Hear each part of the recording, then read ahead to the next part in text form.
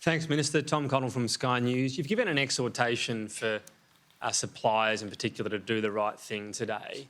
We have seen over many years at least some do things like double and triple charge for anything from beds to gardening to meals, more exotic stories, if you like, of psychics with crystal hearing, carers saying they need to go on a cruise with someone else as part of a respite.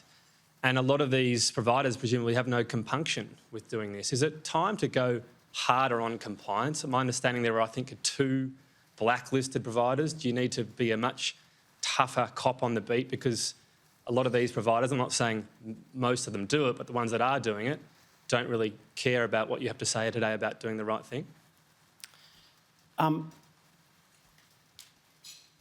Just to segue, and I remember during the Beaconsfield mine disaster, some people would say, "Are they dead?" And others in the mining industry would say, "Oh, they're having a great time." This is the 2 trapped miners. The truth's always between, isn't it? And I just want to say about the NDIS, the truth's between there's nothing wrong at all and it's all ruined. The truth's a lot more real. The truth is that most service providers are brilliant. The truth is that most disability carers have a vocation. The truth is that people with disability aren't looking for truffles and, caviar. The truth is that most parents would like to see their kids, if they've got a learning delay, end up in mainstream education if that's possible. So when I talk about how we crack down on overcharging, it's a problem. Some people in the disability world say, "I don't talk about the problem, it means people won't like the scheme." I think we underestimate people with disability on the scheme. I've done meetings with down in Brighton with Zoe Daniel, and I've done meetings with Tanya Plibisek and the Waterloo Public Housing. Very different socio-economic areas, but both full of participants. When I say, let's try and stop, bath chairs in showers being, priced a lot more as soon as the seller knows you're on the NDIS, everyone agrees. What I want to say today to people who look at the expenses in the scheme, of course the silly stuff shouldn't be allowed, and we're going to tackle that by investing in the agency.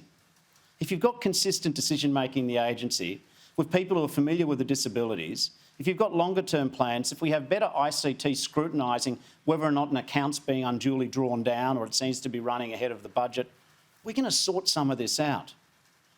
But I will just also say that the sweet spot for reform, how do we thread the needle between people who are concerned about, tens of billions of dollars every year and what have you, and participants who, even this discussion today and the very balanced reporting saying I was going to talk about a reboot, we've had families ring up and say, "Does this mean I'm going to lose my package?"